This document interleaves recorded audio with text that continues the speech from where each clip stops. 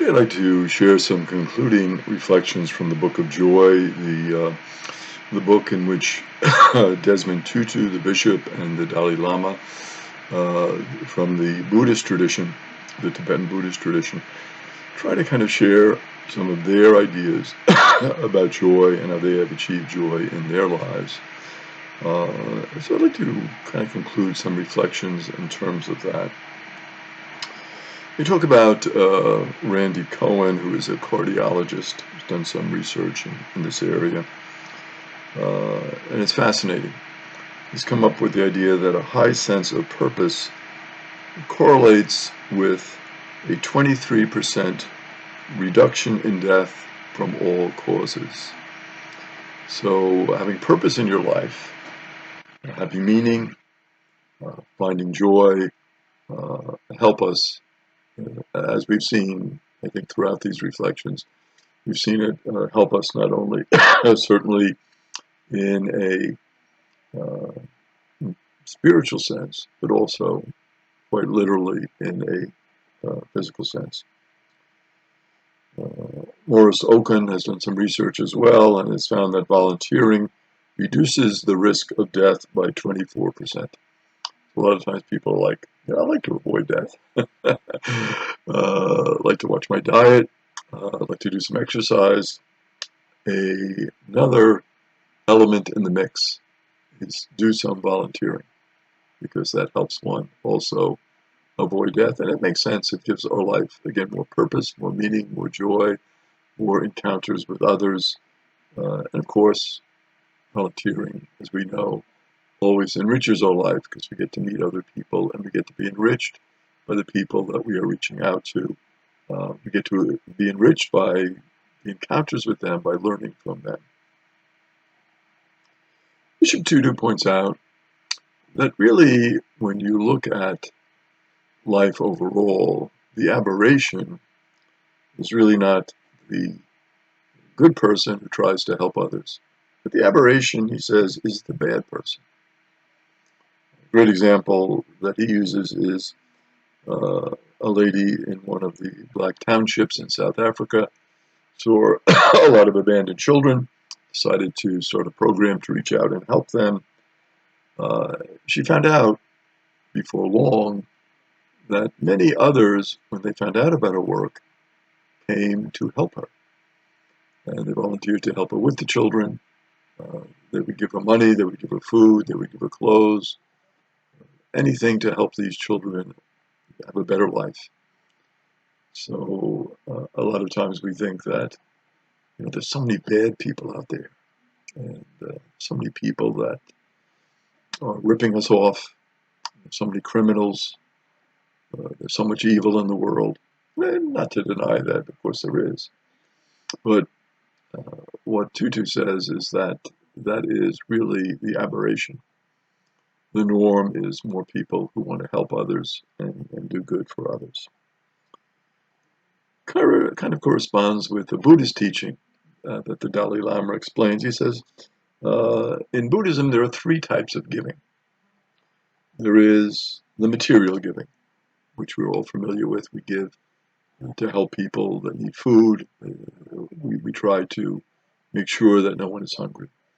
If someone needs housing, we try to work to make sure that they have that. But material giving is certainly very important. The second giving in Buddhism is giving freedom from fear, which is a very important giving when you think about it. The expression that is used most frequently in the Gospels, as we know, and in the Hebrew Scriptures as well, is do not be afraid, do not fear, trust in me, I am with you, I will help you, I will not abandon you.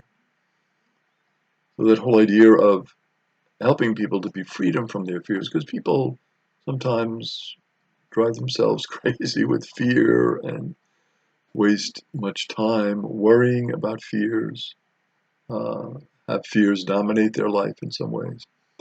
And so a real sense of giving to somebody is when you can speak with them and liberate them a little bit from fear. And the third type of giving is spiritual giving. We have, of course, in our Catholic tradition, not only the physical works of mercy, we also have the spiritual works of mercy, where we pray with people and help people in a spiritual sense through our counseling, our care, or taking time to listen to them. That's spiritual giving. Many times we cannot help someone. We don't have the funds or the resources to help them in a material way, but just that taking the time to listen. People thank us for that. So that spiritual giving is crucial. So three types of giving in Buddhist tradition. Obviously, these three types of giving lead us to what? Lead us to a deeper life of joy. Dalai Lama speaks about the key that he has found in his many ministries, uh, and particularly in terms of working with the young. And he feels the key is in education, to educate children to be compassionate. When the children are compassionate, when they are caring for others, they will find joy in their lives. And I found this in my experience as a religious educator to be so true in terms of working with children, that when you tap into that sense of goodness and compassion, children will respond and they will find more joy in giving to others. And it's a beautiful, oftentimes a very moving experience when that happens. Tudu says, in looking at this concept of joy, that you have to remember that in terms of sharing with others, that you are not alone. And that's an important truth to cherish. And sometimes we get overwhelmed with the scope of the problem, and it can rob us of joy. It's, oh, I could never do all that I should do to end the wars in the world. There are just all these wars going on, and I want to do more to end them, and I want to protest against them. I want to show people there's another way to resolve their disputes in a nonviolent way. I hate to see all that destruction. I hate to see children dying. I hate to see homes destroyed in the wars. We have to remember that we are not alone. And as a corollary to that, you do not need to finish the work. The work continues after us. A lot of times we might feel like a sense of failure, and it might rob us of joy. We say, I've worked all my life to end poverty, and there still is poverty. It's awful, it's terrible. And it is awful, and it is terrible. And we certainly want to do everything we can to alleviate it and to eliminate it, but we have to remember that the work continues after us. We're not the be-all and end-all of that type of work, that there are others who will certainly carry on that in that spirit and continue the work. And Bishop Tudu ends the Book of Joy